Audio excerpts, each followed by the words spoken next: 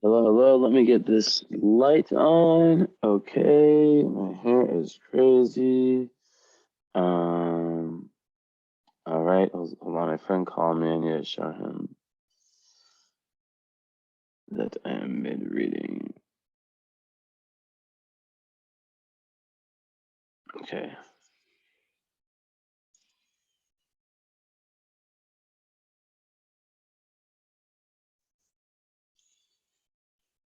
Okay. So get out the Instagram, and here we are. So, let's go ahead and close this down and open up your chart, hiding that last name.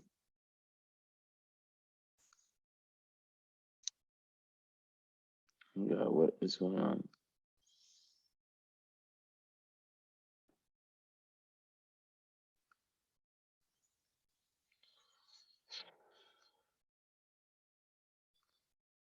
I'm just gonna warn you, I started having problems with my webcam. Hopefully it doesn't happen during this reading.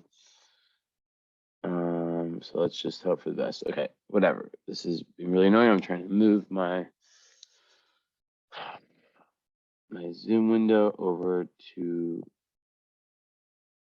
my second desktop, but it won't let me. What is going on? Come on. Okay, so I guess we're gonna move this one over here.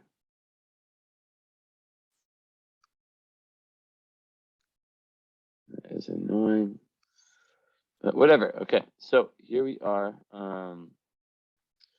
We've got a Aquarius moon, Cancer rising, and Scorpio sun. Like I swear, like everyone's a Scorpio.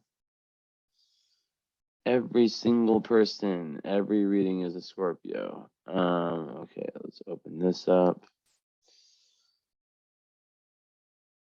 And this over now.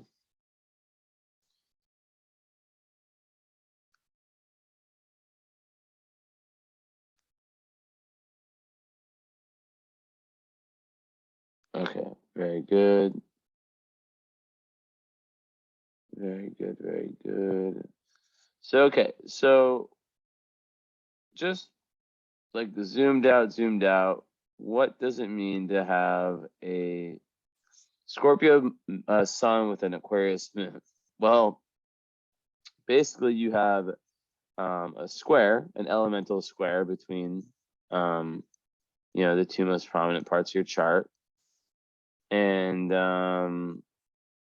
besides that, or not even besides that, just like with that, it's difficult. I always describe it like this, and now can I finally share this chart? Okay, and now it's like showing me all these asteroids I need to take off before I share it. Basically, I always describe it the same way. If there's people who watch my readings, like they're gonna be like, okay, come on, dude, pick a new metaphor. But it just makes so much sense. As I sip my Royal Crown Cola, which is super good.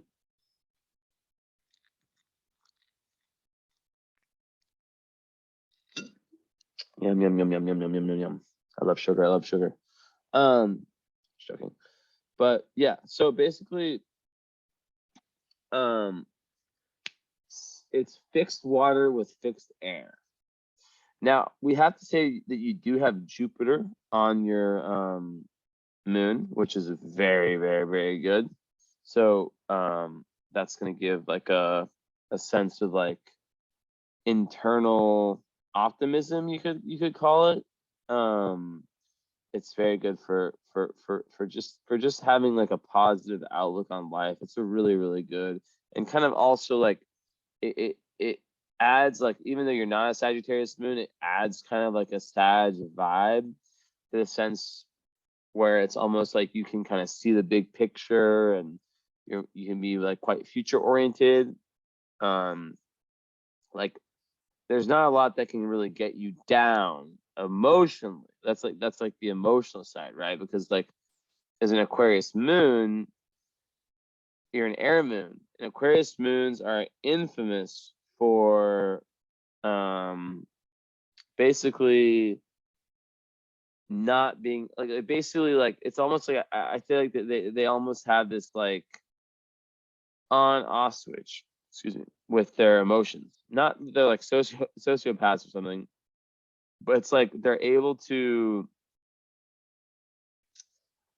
like something happens, right? Let's say like the what's like a really emotional moon sign, like a Cancer moon. The Cancer moon feels it, cries, like gets it all out of their system right away, right?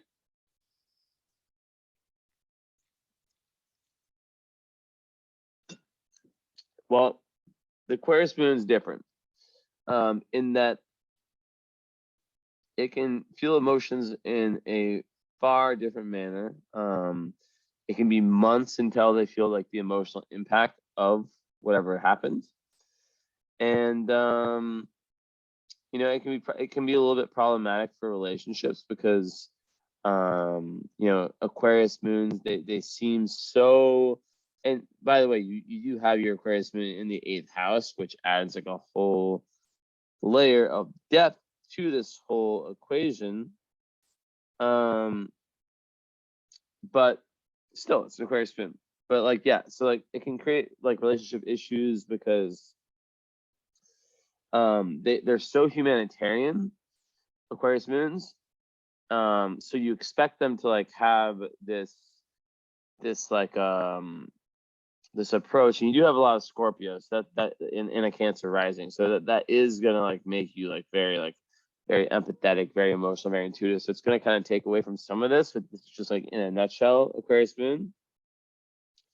But yeah, they can have like a tendency of being like a little bit like reserved, maybe a little bit aloof, a little bit cool, cold, emotionally, and prefer logic over emotions. And some people and like they need tons of space in relationships. They're completely anti-clingy, and this is like when we start to like get to the square between the sun and moon, right?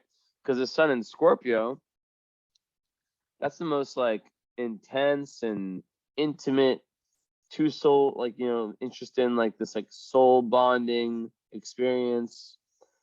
And Aquarius is way more cool, like yo, chill, like so it creates this like push and pull, right?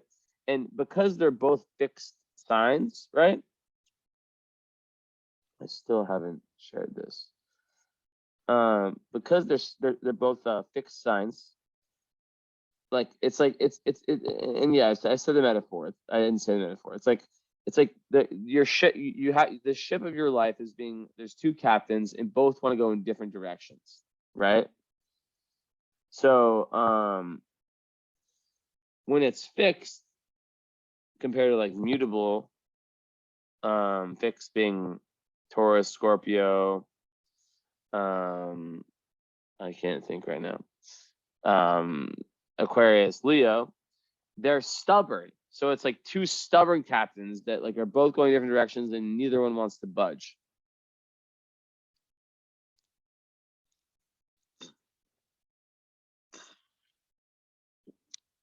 Coca-Cola or whatever that Coke was is done. So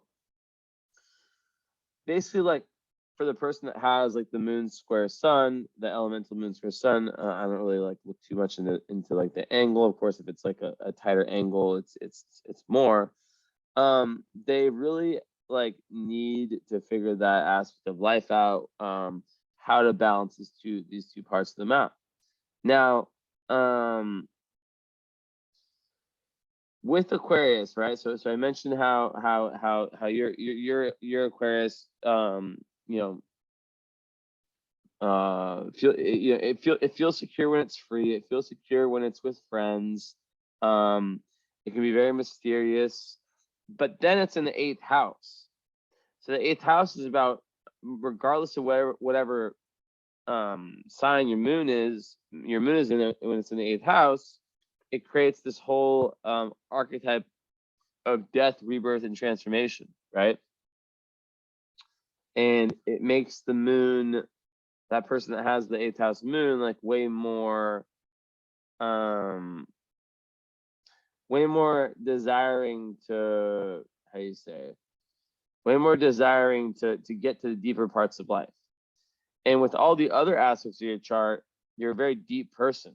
You're a very, very deep person. You know, you're not interested in the surface level stuff. And I literally just finished saying this. Like I have this thing since the start of my astrology career where I get like charts where I say like this, I repeat the same thing like back to back to back charts. It's very interesting.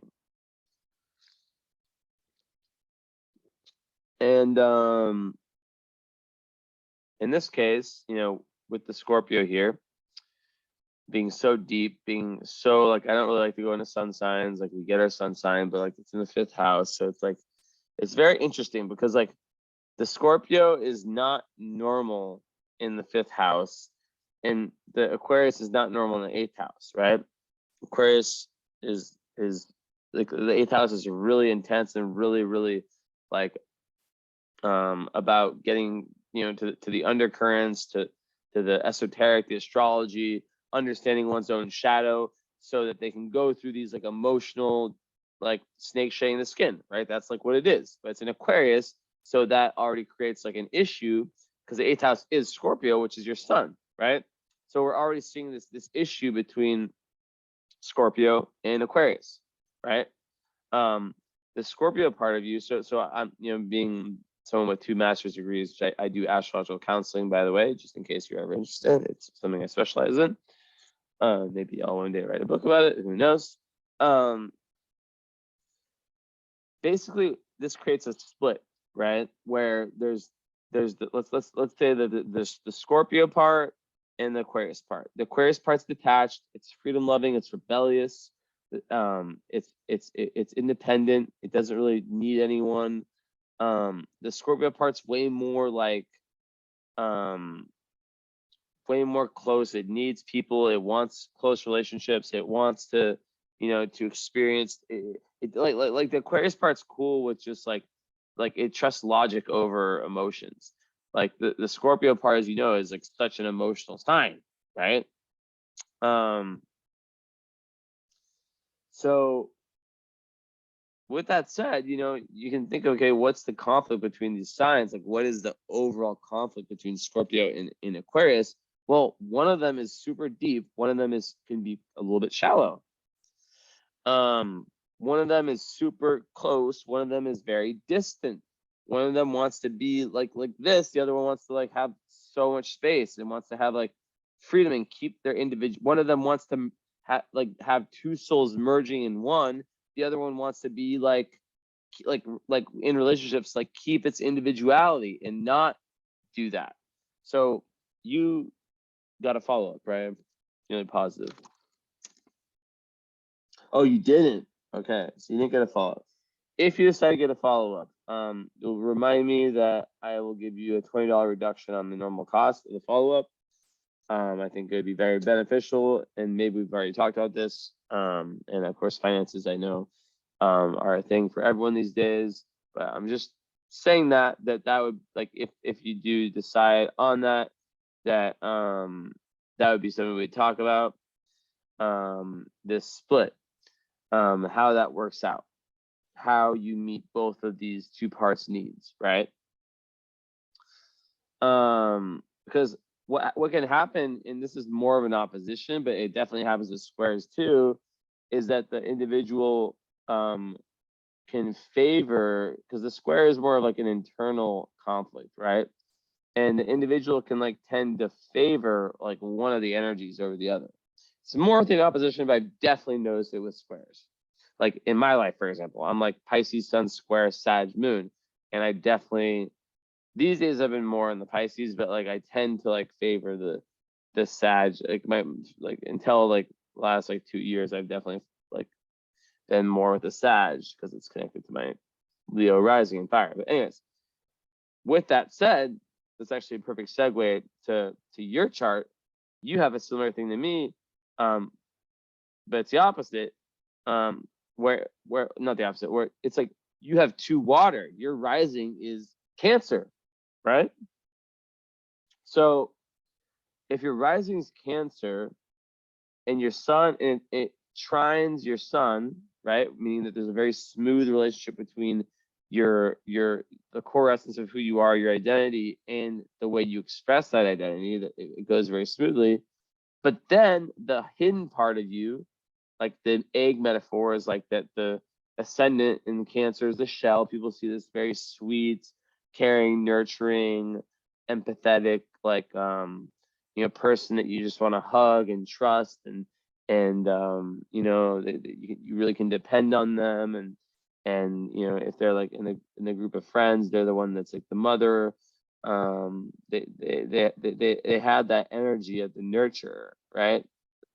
And the Scorpio, it's also water sign, so it's like, yeah, it's not as sweet as Cancer, but it's very loyal. It's very in touch with the occult, with the esoteric. It's very, very much about being here to transform. It's like, I'm here for a special reason, especially with your 5th house Pluto, which is doubling down that. Like, it's crazy when I do astrology readings. I think of things like that. Like, I didn't even see the Pluto. I swear, I was just staring at at your sun, and I was like, I could feel the 5th house Pluto presence, because that basically makes it so you feel like this lifetime, right? You have this like deep, since you were young, this deep like innate feeling that this lifetime is like a very, very special one, right? So that is interesting. What happened to my, hold on. Okay, I see. So basically, the 5th house is huge, and it's in Scorpio. So when you combine that 5th house being Leo, and I'm gonna go back to showing my face. Okay, so what's interesting about this is that the 5th house being Leo,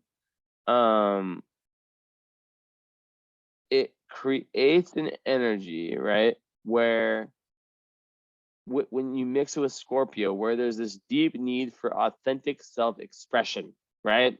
So it'd be very, very important for you to have, like, whether it's through your work, your midheaven's ruled by Pisces, so like your work's gonna probably have like some very empathetic.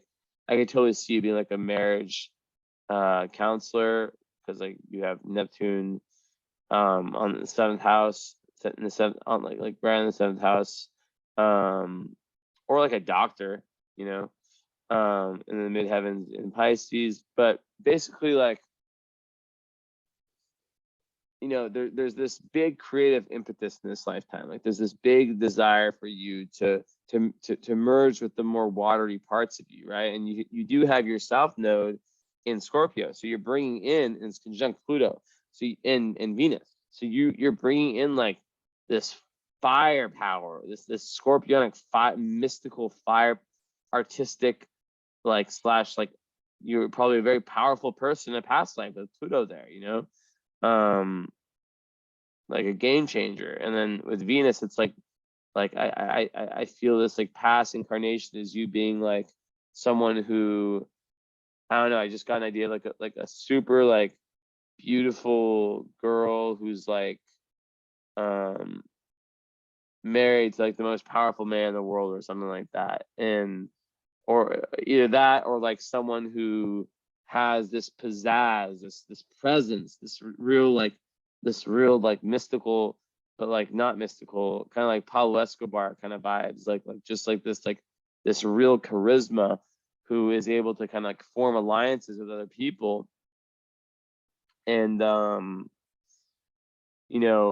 use their charm and their power to just like, it could be like to create, but it could also be for more personal endeavors. And in this life, it's like asking you, like, how can you not have to rely on these traits, which are still part of you, but not rely on, like, for example, like the other people, right?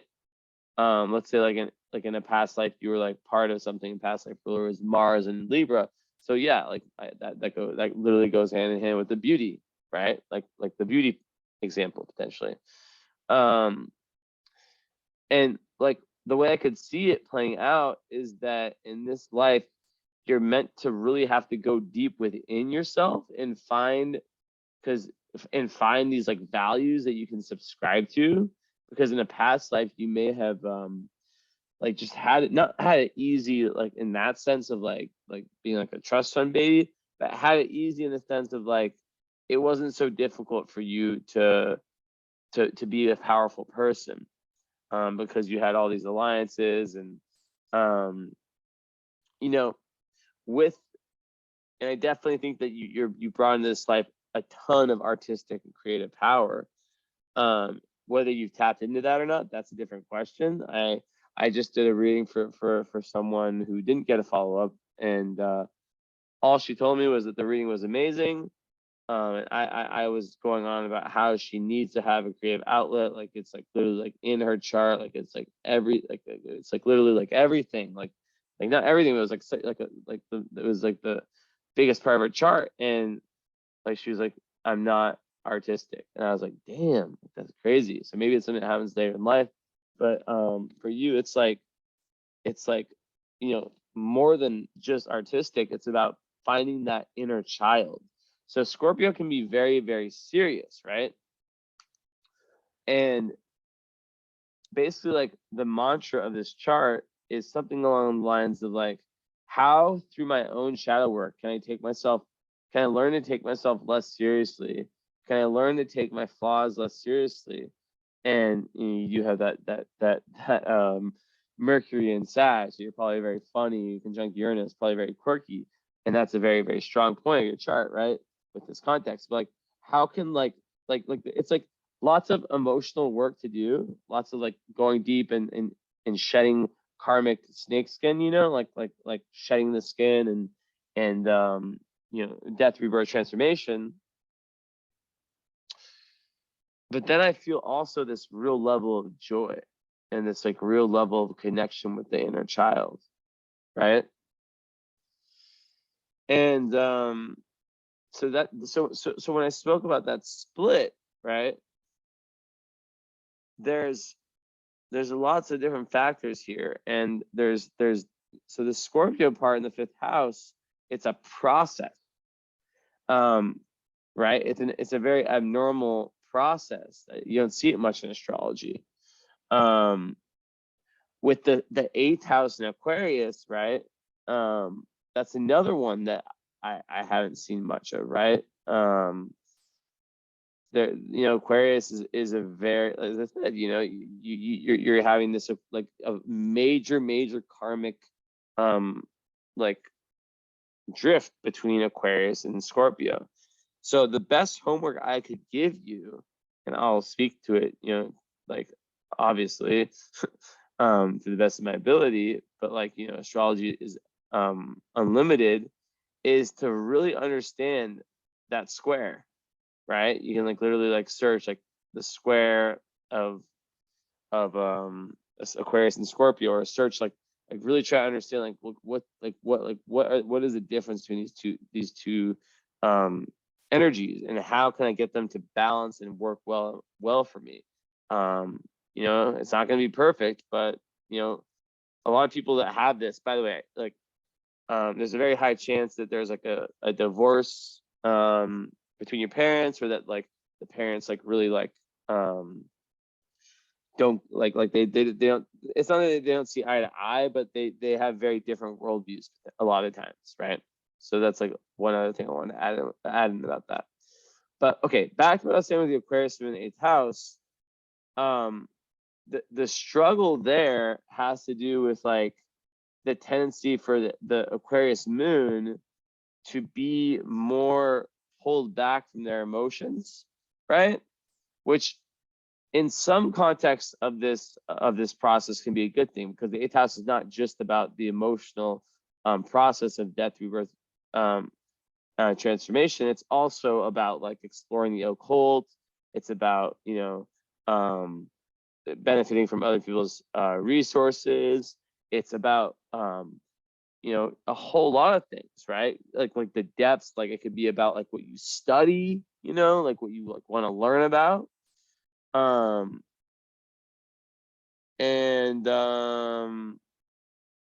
Yeah, it's also very sexual. So it can and all those things I just mentioned, it can give you kind of a quirky and kind of innovative, eccentric, very individualistic, beats the beat of their own drum approach to those, right? And that same, that same thing can apply to your transformation, to your transformational journey.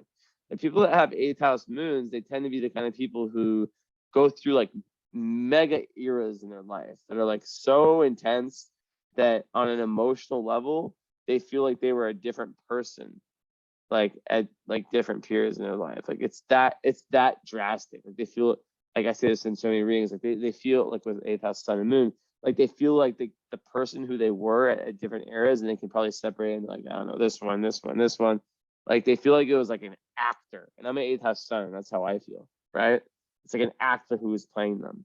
So that's super interesting. But yeah, Aquarius and Scorpio, like, what else about that?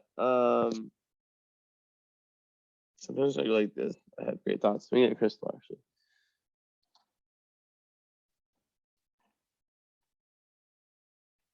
Two most intuitive crystals. So yeah, like Scorpio is super. Okay, here's another one. So the emotional need of Aquarius moon is to have lots of friends. Lots of friends that you have this like real connection with, like this real intellectual connection with. And because it's Jupiter, it expands that. So it's going to make you want to have lots of friends. And because it's in the 8th house, it's going to make you want to have friends that help you transform in some way, like deep relationships, which does kind of go hand in hand with Scorpio. But then this is the thing about Scorpio, is that Scorpio is the most private sign. Scorpio doesn't like to have that many friends. Scorpio can be very cynical, right? It can be very like, I'd rather have, 2 amazing friends than 30 pretty good friends. I know a lot of people can mimic that sentiment, but you could even take it a step further, right? Like where it's like, it can be kind of like a loner, a hermit. But when I keep staring at your chart, I keep staring at this 11th house north node in Taurus. Taurus, heaven on earth is what I think of when I see the highest energy of Taurus. And in the 11th house, conjunct the part of fortune and Black Moon Lilith, I think of earth magic. I don't know. It's just what comes to me. Like I think of like overcoming, like, this is interesting. Give me a second to sip on this matcha while I think about something.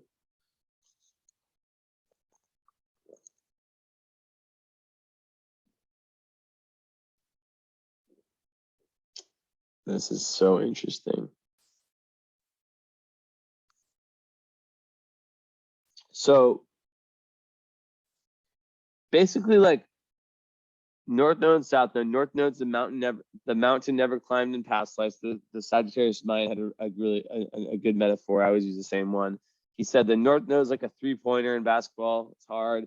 And the South Node is like a layup. So the South Node is like the been there, done that in past lives. And you have that in Scorpio in the 5th house, conjunct Pluto and Venus. And the North Node is 11th house in Taurus. So and it's also one of a quadrant of your chart that only Chiron's there. That's the only planet that's in that quadrant. The quadrant is when you separate the chart into 4 big pizza slices, right? So makes me think that you haven't done much in groups in past lives, and that you haven't given enough of yourself to other people and to being part of the community, part of the part of groups like tribes. Maybe you have this like genius mystical energy where you're like an artist, like where you're just like, why would I do that? Like I'm so much, you know, I don't want to say this like making you sound like arrogant. Like maybe you're just like I'm smarter, you know. I've got Uranus conjunct my Mercury. I think so much different than other people, and his Mercury making an aspect to the nodes. No, but the moon's squaring it, and so is Jupiter. Interesting. So there's definitely this like very, very like potentially blunt way of expressing yourself. Someone who's very opinionated and who with all that fixed energy already, the way that you're going to express yourself, and we're going to fill in the blanks here a little bit, is going to be like very much like very passionate about what you have found to be true. And the shadow of that, and where's your Black and Lilith? Oh yeah, it's over there in Taurus. Yeah, it's exactly that. Is like the shadow of that is like fearing change and not wanting to change, not being willing to budge, right? On, in this case, your philosophies. So, but yeah, Uranus conjunct Mercury is like literally like you, like someone who can like see the future. Like, no, not even lying. It's like someone who can like if you're like able to quiet your mind and get away from like dogmatic thinking, like, and have like a really open mind, which, you know, usually Sag people can, but with the rest of your chart, with the Aquarius moon and the Scorpio, which can be very, very stubborn. If you can get past that, you should buy my book, because I have a chapter called, it's called Pisces Live That Life. If you're interested, it's on Amazon. Called like it's like called like the importance of intellectual open-mindedness and intellectual open-mindedness and flexibility. That's exactly what I talk about. It's like when you open your mind up and admit to yourself that I know nothing, even if you know know a ton, you say I know nothing, and you go into each day with this sense of curiosity, this sense of like I know nothing, you know. It just opens so many doors, so many possibilities, right? So, you know, with that placement though, it creates an energy where you might be someone who should like try like this autumn, like close your eyes and like meditate, and then get a pen out and just like start writing and don't think, or start recording and don't think and just talk, and like try to get into your right brain where you're just completely just, and then listen to it after, or see it after, or poetry, right? You don't have to show anyone, because that's like a very, very special placement. And, you know, do you have any like of the pain indicators for speech and for, let me see if any Chiron, any Gemini? Yeah, I knew it. You see how I do this? I literally called that. I get proud sometimes. Very rarely I get proud, but I do. Chiron and Gemini, I knew you had that. Either that or like Saturn in the third house, because basically with this kind of genius way of being, like cognitively, it creates jealousy from other people, and that's what happened when you're younger, and it also opposes it. It opposes your Mercury, and I think that you, because of like your different way of thinking, your different way of approaching life, and I'm gonna go ahead and show the chart. I think that you probably, I don't want to say like bully, but maybe there was some bullying. Maybe there's something along the lines of, you know, like whether it's people like that you went to your early schooling with, or family,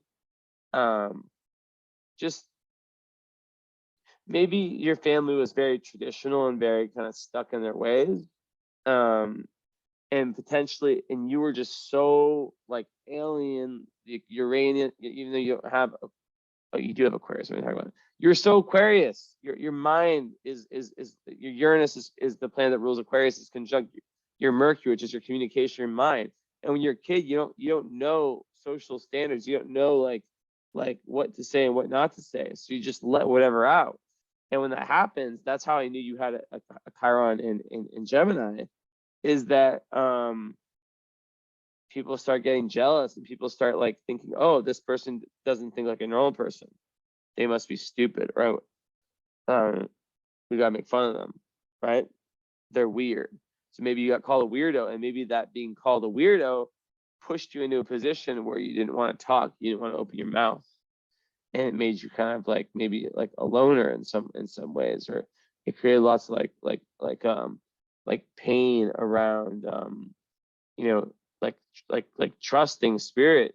And with Jupiter retrograde, right? Was that what I saw? Or no, Jupiter is Jupiter or Jupiter? It's no, it's not. Jupiter square the nodes. That speaks to like a skipped step from past lives, related to faith, right? It can create a situation where the individual doubts themselves and doubts their belief system, right? Like there's unresolved material from past life relating to your beliefs. Like you could have had teachers or teachings that took you the wrong way in past lives, right? And also it can indicate like a karmic issue with honesty, right? Either through like a conflict of how the quote unquote truth has been perceived, or through an inner lie, right? And a lot of times the inner lie is stemming from like some type of exaggeration at the expense of the true picture of the nature of the self. So I'm going to repeat that. The skip step can indicate an issue with honesty, either through a conflict of how the quote unquote truth has been perceived, or through an inner lie, the nature of the inner lie often stemming from internal exaggeration at the expense of the true picture of the name of the self. This untruth can become the basis for a crisis of self, or if exposed publicly, can also change the level of trust someone has placed on you, thereby changing the belief system they have about you. This placement can signify a crisis of faith, or a conflict within the self about an understanding of the truth, or an issue with a teaching they have followed. This crisis of faith becomes a fundamental doubt in the capacity of the person to understand their place in the greater scheme of things. This can therefore indicate an issue with alienation, which has come up. So you see kind of like what I just said, alienation, right? Maybe having, so there's like a need to reevaluate your philosophies in this lifetime, and really seek out truth with your midheaven in the 9th house right here. A lot of your life in Pisces is about going deep within spirituality and finding truth. Now, also, we have to bring it back to the North Node, right? Which is like I said, the mountain never climbed to pass, like the 3-pointer.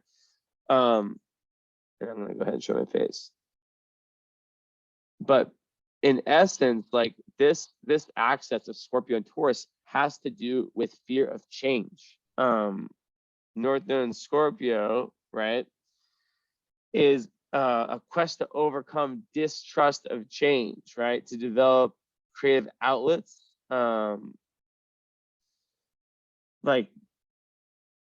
like I was saying before, like to develop creative outlets for all these intense scorpionic emotions, and to avoid hitting out at loved ones, because that's definitely a tendency, that potential, right? Because like you could have been plagued by those tendencies in past lives, and basically there can be like deep emotional wounds that you've brought over from past lives, to like feelings of being cheated. And in this life, it's all about learning to trust the process of change. And through that, you find like a new sense of peace and stability, right? And when it's in the 11th house, it's shifting everything from me to we, and you start to look at everything from a very like a communal, like very like humanitarian, like a viewpoint, right? That's like the karma. So yeah, so super interesting stuff. So yeah, Mercury being in the 6th house, that's really, really good for like job, like any kind of job, just so you know.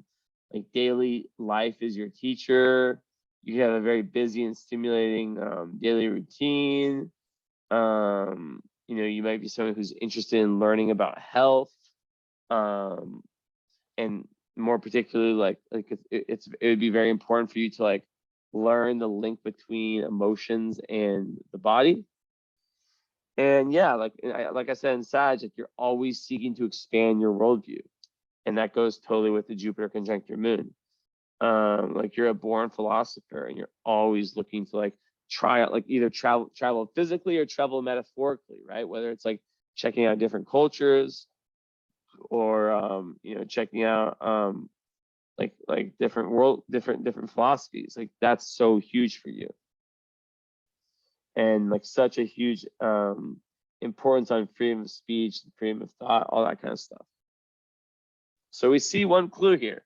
So then the fact that Saturn's in the 6th house, I have that creates someone who can really organize their daily life, right? You do have to watch out for like early, like when you're younger, like health problems like early in life. And also it's like literally workaholicism. Like you have to watch out for being a workaholic, right? Because that's when like sickness can happen, is like when you're not taking care of your body, and the the work-life balance is out of whack, and you're just putting way too much. And also your work environment has to really reflect your true soul, because it's your 6th house is ruled by Jupiter. So and Jupiter being the planet conjunct your moon, the 8th house, about truth seeking. Like you're gonna want your daily routine and your job basically to reflect that, right? To reflect that. And Jupiter's conjunct your moon, which is your ruling planet, is your Cancer rising. So that's just furthering that need for finding truth. Now, with Saturn in the 6th house, there's it's interesting because with Uranus and Saturn there at the same time, there's this push and pull where part of you is probably very, very organized in some areas of your life, in terms of like having like a structured daily work, whether it's like working out, diet, organization abilities, whatever it may be, right? But then the Uranus there can create kind of a chaotic, like not chaotic necessarily. Like I actually have both of these too, so I can't really speak on this. Like it's like super, super late right now in the morning, and I'm doing this reading, right? And this is when I feel my best for doing readings. It's like staying up like super, super late into the night and doing these readings, right? So you can have like a very unusual day life. But for me, having both of these here, right? So it's interesting I have these, and you do too. It's like I'm super organized. You saw my house, like it's organized, it's clean. But I have a very abnormal routine. That's the thing. And also it can make you keep unusual pets, and Mercury there can make you like really want to have like a very like communicative, like maybe you're the kind of person that like talks to your pets if you have pets. And Vertex, like you can like basically like your doorway to higher awareness is through your service to humanity, which is really, really beautiful. And okay, yeah. So and then in Saturn, of course, I mentioned like the organization skills. It's a very good place to have your Saturn, because it makes someone who can really get the job done and knows that it takes this plus this plus this to get to here. A lot of people don't have that. So okay. So Moon, squaring squaring, so it's trining, it's squaring Venus, trining Mars. So, Moon and Venus in that kind of, or in that kind of aspect, can create someone that's quite moody. There can be disappointment in love affairs. There can be some self-indulgence, like carelessness. But then with the Mars trine, it kind of pushes some of that away. It makes someone who it's very good for health, first of all, very energetic, resourceful, quick acting, someone who can just like very self-starting, right? And of course, Moon conjunct Jupiter, I spoke to that. It's just like generosity, optimism, very popular and very lucky. That's one I forgot. That's why I'm so happy I just looked at my notes, because it's just like it attracts luck on an emotional level, and it allows you to go through these like what are usually like painful death, rebirth, and transformations, like in a more like flowy and chill way. So cool stuff there. So Mars, right? Or actually, no, before we move on to that, Moon square Pluto. So this is one of the really tough ones in astrology, right? Moon square Pluto. Basically, the best way I can explain this is that it creates it basically kind of pushes someone to like kind of have to do therapy or do some type of healing, and it makes your emotional nature, even though you're like a moon in Aquarius, it gives like a super intense emotional life. And this is like kind of the impetus that's pushing you towards this like need to transform it. And because it's in Aquarius, you can be removed from it and removed from the impact that some of your emotions and actions can have on other people, right? There can be like an inclination towards selfishness, aloofness, and even antisocial behavior, right? So yeah, like self-destructive, emotional crises.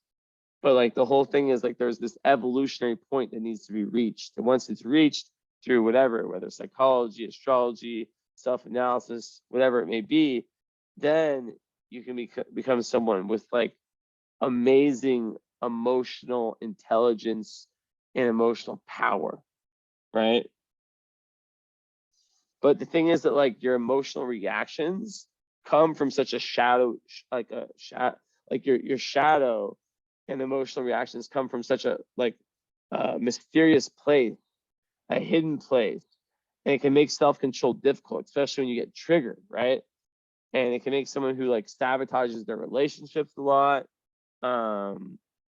And yeah, it's like it's really through like close relationships, and even like with like the family of origin that like these emotional crises can like tend to occur. So yeah, it's a very intense one. And I need to turn some AC on, it's getting hot. 1 second.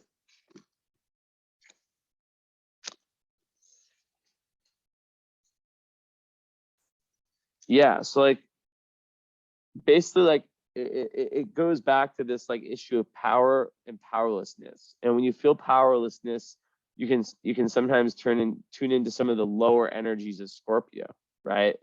Manipulation, like self-victimization, or not really something like just using your advanced emotional intelligence.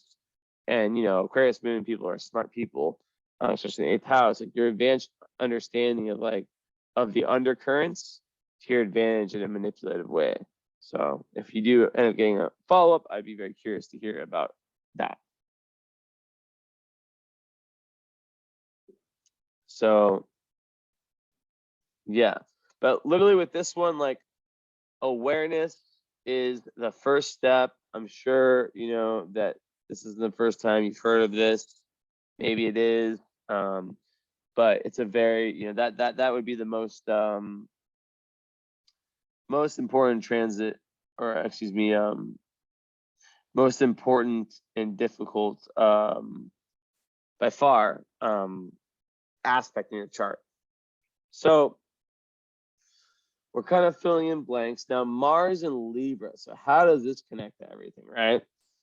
Mars and Libra is like Mr. or Mrs. Indecisive, and it's in the 4th house. So it relates to your home, your family of origin, your kind of inner life.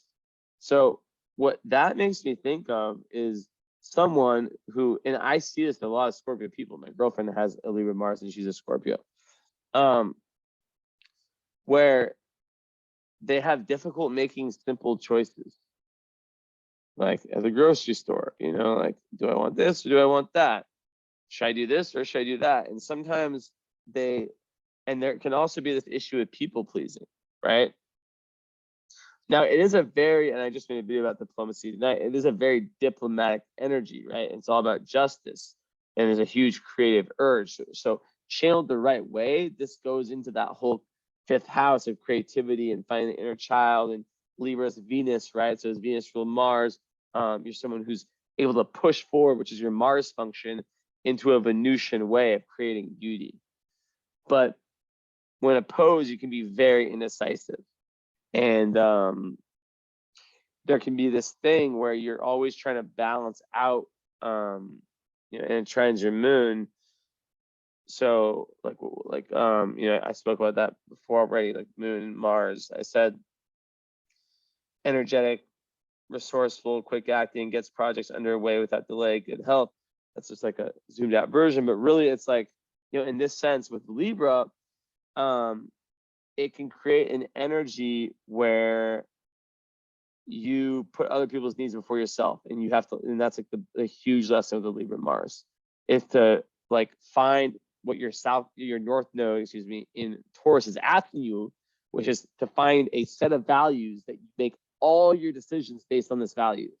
But if you don't have that, you can be very wishy-washy. Now, here's this interesting thing, going back to the north node. Your Black Moon Lilith is there. What does that mean? Well, on one hand, I think of like witch energy, right? I think of like how if you can make this potential self-defeating behavior your strength, I think of earth magic, like a literal witch. But big buts. Black Moon Lilith in Taurus is about fear of change and not being willing to move away from what's comfortable, especially as it relates to friends and groups and organizations, and maybe ones that aren't, no longer have like a real purpose for you. So I would ask you, whether we do a follow-up or not. I'm not going to mention it again because I realize I said it a lot, but it's just what naturally comes out because most people get follow-ups, is that aspect. Like, how does that play out? Are there areas, people, environments, whatever in your life that have overstayed their welcome, and that like the whole thing about like needing to clear up space to make room for something new, like that could be very, very like key here.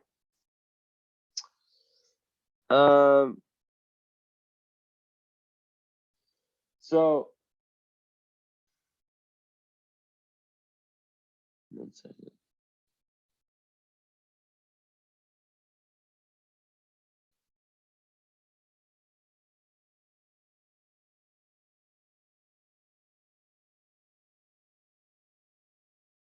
Okay. So yeah,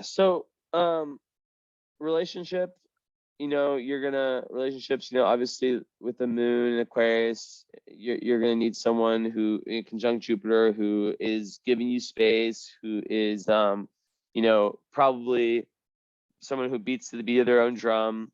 But just like my last client, I could keep getting these clients like very, very similar.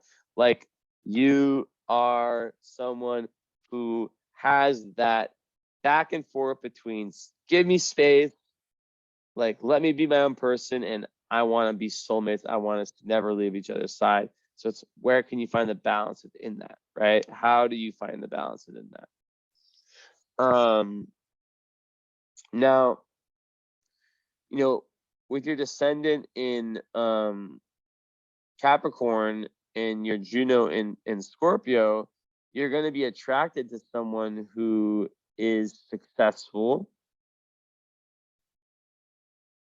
who cares about like what they're here doing in the world. There has to be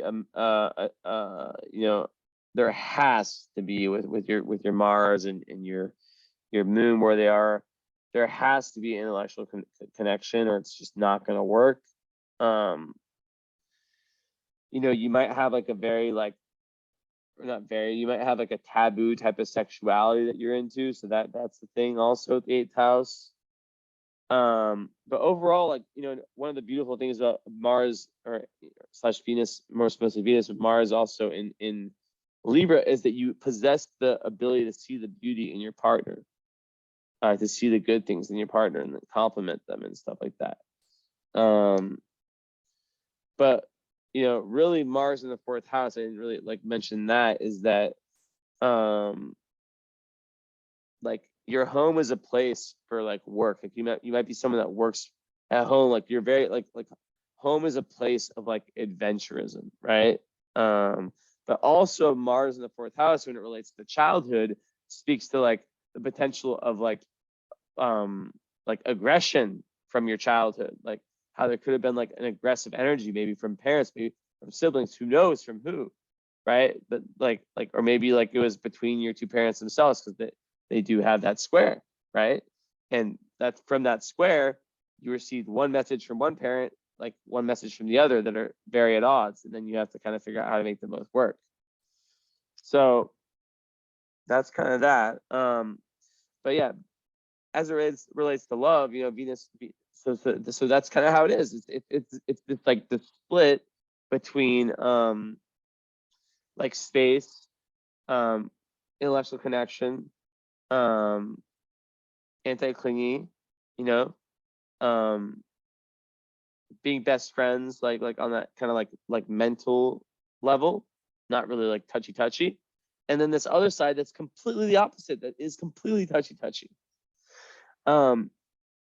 And when you add Mercury into that, because obviously that's very important for communication. If you, I don't know if you're in a relationship, but I love doing the composite relationship charts. Those are some of my favorites too. If you're ever interested, just throwing it out there. You're definitely going to need someone that understands your very ingenious way of communicating, an ingenious way of thinking, because it's going to be very different than the standard. And you're from England. Okay. I didn't know that. Okay, look at that. Hold on.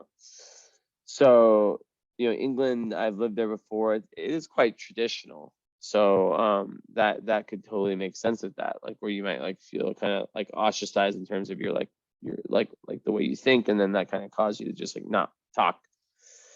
And then your healing is about like going deep into spirituality, and through that study of whether it's astrology, the occult, whatever, opening up that throat chakra, which is the connection between heart, what you really feel, and throat, and speaking that, and then becoming someone that can heal people through that, people who have similar issues of not being able to speak their truth.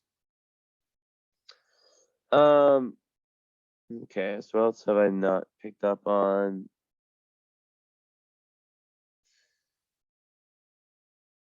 So yeah, Sun conjunct Saturn, the different signs, but still that just like is going to give you like like the light. Do I even like talk about that one because they're different signs? But yeah, it's like definitely very good for conserving whatever it might be, like organization, being able to do things for the long run, ability to persevere through your own efforts, kind of thing.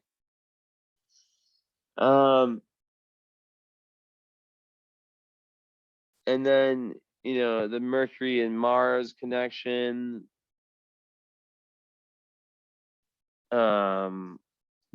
which I believe is a sextile, that is just about being able to kind of state your needs. Like and you might be very blunt in doing that, right? You know, it's like it gives a very practical, active mind, courageous personality, literary ability, and forceful debater. You'd be a very, very good debater because you love the accumulation of ideas.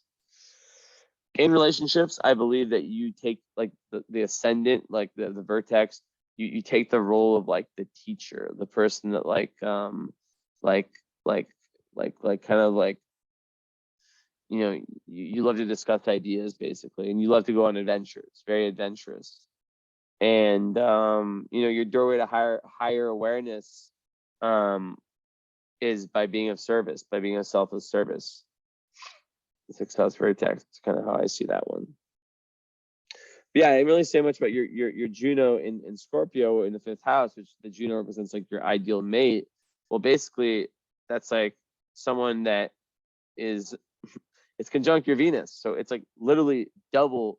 Like it's like when you have those two conjunct, it's literally saying the same thing, like that you like this. You have a very specific type, someone who's very deep, someone who isn't like afraid of the intensity and the transformation, and also someone who you can have fun with and learn to really express your inner child with, who you can be a kid with and laugh and just not and be kind of just random and goofy. It's very important. But then with the relationship, you have Neptune on the seventh house cusp, right? Now what that does, and you also have 0 degree Saturn, which I didn't talk about, which is like basically like speaking to like the critical degree of like in Sagittarius of you starting like a new, which is, you know, very in line with the Jupiter square node. Like this is a very this lifetime is a very new chapter in terms of your karmic like wisdom, acquisition of wisdom. So try tons of different things, different philosophies, different worldviews, whatever. Now, Neptune there, it can create over idealism and rose-colored glasses when it comes to relationships and love. So you got to watch out for that. If this was like in a Placidus chart, I use whole signs. They would a Placidus astrologer would say like, you know, this can create illnesses that come and then they go, like they come mysteriously. Doctors can't figure out what it is. They're not like very serious, and then they leave just as quickly and randomly as they came. Now, Jupiter in the eighth house also is very good for inheritance. It's very good for benefiting from other people's money or resources. You know, it is yeah, like it can be very beneficial in that way. A lot of times it does relate to also, but like it's like the natural placement of a psychologist or someone who has the ability to see through people and really understand that, like with all your Scorpio, you're a natural psychologist. Not a surprise. It's like the sign of the psychologist. Jupiter in Aquarius, it's like that makes someone who is like a seeker of the new and inspirational, usually very, very humanitarian, you know, someone who is, I don't like saying liberal, but like very like inclusive in terms of like their views. And you know, you'll probably really like technology, be interested maybe in like something like futurism. What else? What else? And yeah, like just like Jupiter in Aquarius, Jupiter makes everything bigger. So Aquarius is about friends. So that would make you like be very, very good for popularity. And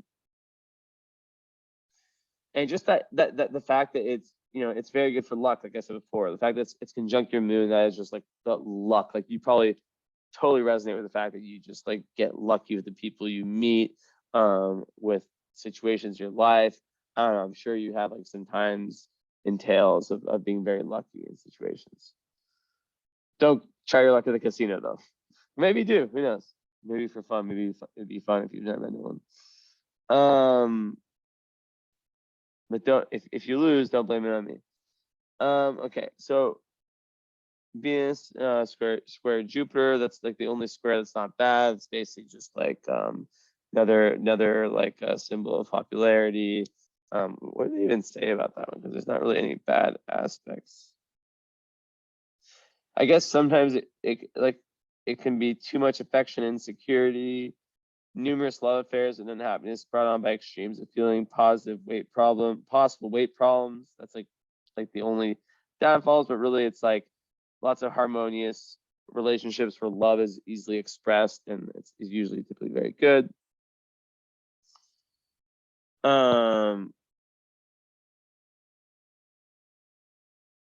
So yeah, like Chiron, 12th house. I also want to think about like boundaries. Like there can be like deeply like maybe like in that whole thing with like the communication and like maybe like feeling like a energy like I'm not good enough, I'm not smart enough, my mind is weird. You maybe like took in some kind of like pain, right? Like where there's this deeply buried wound and where you felt like your boundaries were infracted upon when you were younger and it affected you a lot.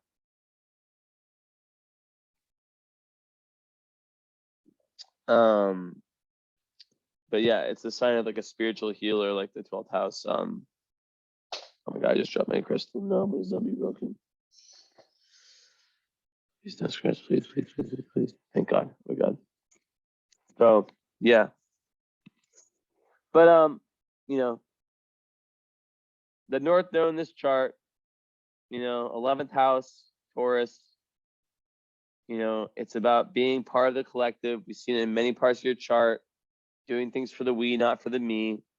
And getting away from this potential karmic like tendency of clinging on to external sources of power. And that's the best way of saying it. Like relying on external sources of power, whether it's like your good looks or your charisma, or I guess charisma is kind of like within, but just like your connection, stuff like that. In this life, your karma is arranged a certain way, so like you have to find it within yourself. And it's very interesting. Midheaven, it's in the 9th house, like I said, 4 in Pisces with Neptune in 7th house. So that could be someone who, maybe traveling, philosophy, plays a role in their career, in their big picture dharma, like what they're really meant to do. Like you're really here for like a search for like truth, for higher wisdom, right? So yeah. Okay. Yeah, Venus conjunct Pluto, that just gives more of like this like real intensity when it comes to love. Like a very like passionate and intense, like soul bonded kind of like love nature, which goes back to the split, right? Love life marked by sudden changes that tend to bring benefits, good financial ability. Also, I forgot about that part, how that can be very, very good for finances too. But it's not always like happening right away.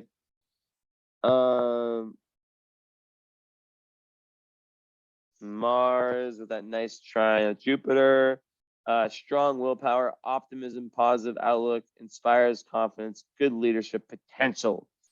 And these are like more minor aspects. That's why I'm just reading like the kind of like smaller. And then you have it also trying Chiron, which is like basically saying that like by you channeling that Mars, that Mars power into your Chiron, into your healing, you have a lot of ability to become someone that can be like a very influential healer for other people.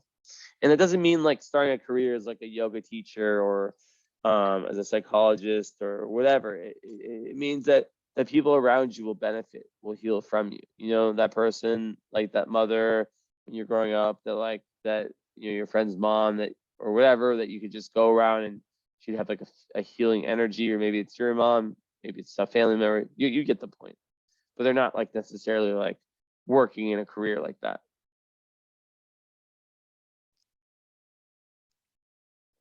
Okay. So just put a square.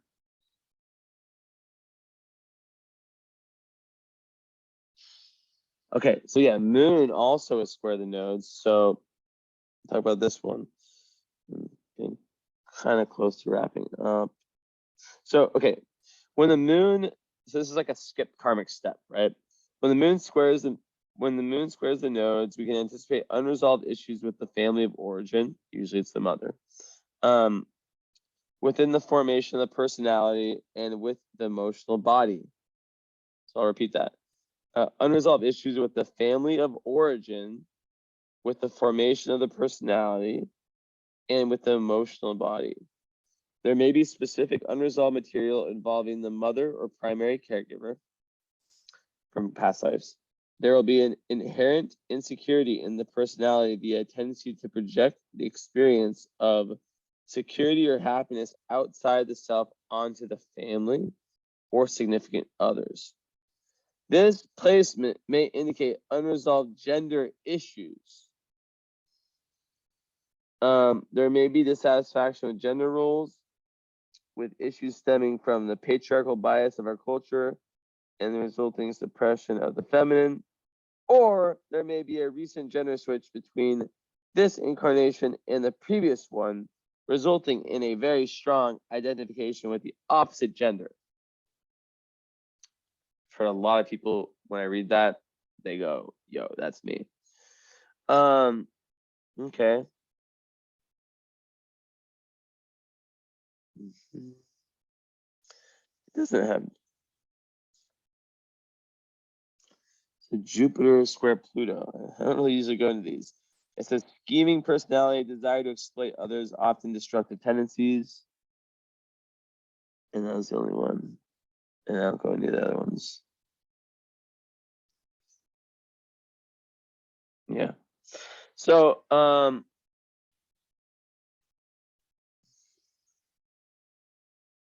1, 8 plus 11, 2, 9 plus 2. 1 second. I'm trying to calculate your life path number. I just started doing this last reading. And I'm just gonna keep doing it. So it's 1 plus 9. 1 plus 7 is 9. Plus 2, 9 plus 2. 23, 5. 1 plus 2 plus 5. So your life path number is 7, right? Because it's 1 plus 7 is 8. So 17th November 1985. I know I'm right, but I'm just gonna do it so I get the explanation.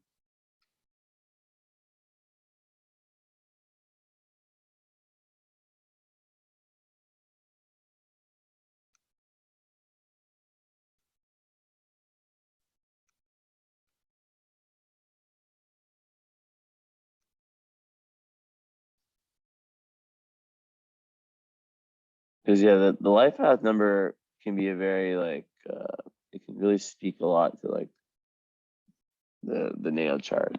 So yeah. Wait, so your birth month is 11. Oh yeah, I screwed up. I forgot that 11 counts in numerology, so it's a master number.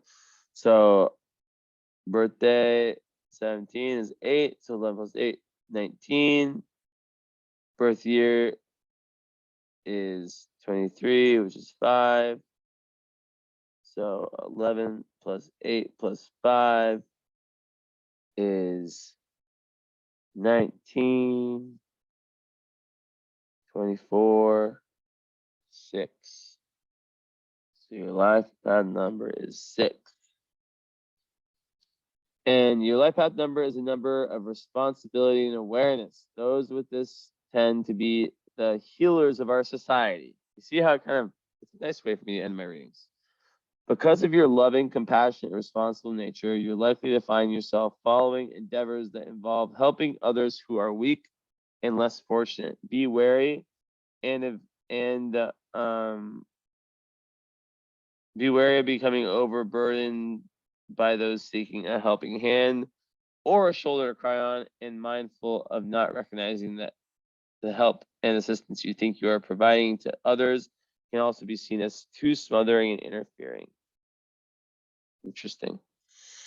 So usually I would look at the fixed stars, but because your birthday is 7:30 and it's not to the minute, I mean, I'll see some of them, but I can't really look at ascendant or midheaven because it, like, you know, even like 5 minutes can make a huge difference.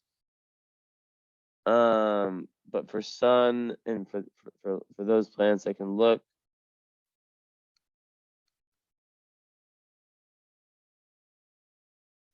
So let's start over here.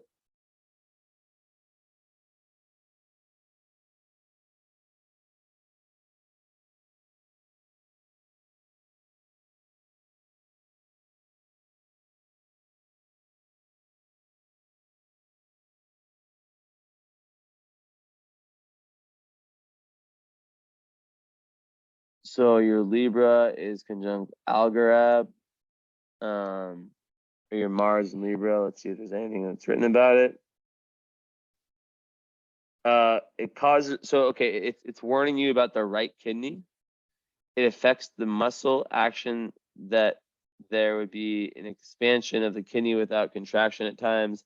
This causes increased blood flow in the muscle that bursts some of the small veins in the kidney.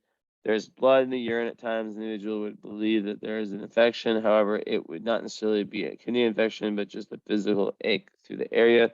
The body ultimately compensates for this, but these persons do not urinate often. When they do, they take quite a few minutes in order to fully relieve themselves. They would be the ones who would read while in the bathroom. Relief of this condition can come through peppermint and chamomile tea mixed together and taken twice a day. I just read something similar where chamomile was the key. Maybe I need to get some chamomile tea. So they can be mixed together, peppermint and chamomile, twice a day. The kidney can therefore be cool and balanced at the same time. It does not cure the problem, but it does eliminate the ache that is being experienced. Very interesting. Okay, and then 5, 10, and 25. Scorpio 5, 10, 25.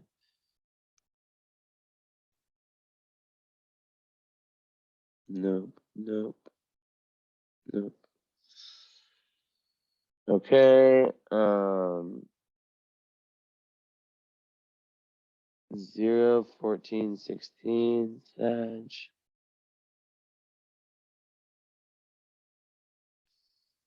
So Uranus, this isn't going to have an explanation, I know for sure. Of course not. Okay. We can't look at the midheaven, unfortunately. 1 Capricorn, so 6 and 10 Aquarius.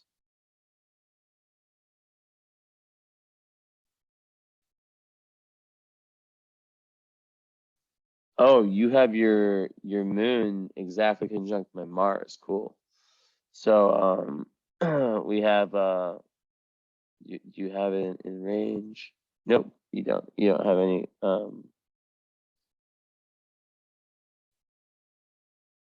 and you said it's 12, 10.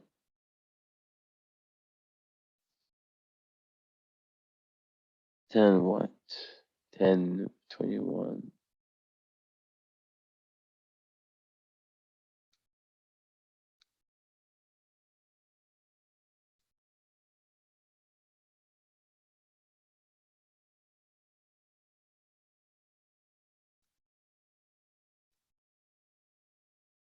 Okay, so let's see if there's anything about Abadi. Nope. And that's it. That's all I got. I mean, even if the ascendant, if you were born exactly 7:30, there would not, I mean, it would be Wasat, which is a very minor fixed star. which is not a very good one. It talks about like lots of anxiety, lots of thoughtful melancholy, and it's connected with building minds and building minds and minerals. So yeah, it's really not the best one. I just saw the name Hitler in one of the description. Not that he had it, but like someone associated with him. So maybe not. And then midheaven at 15 Pisces would be, if it's that, that's why it's important to like have it like exactly to the minute or as close as you can. Eyes are like shutting. I'm gonna go to sleep after this.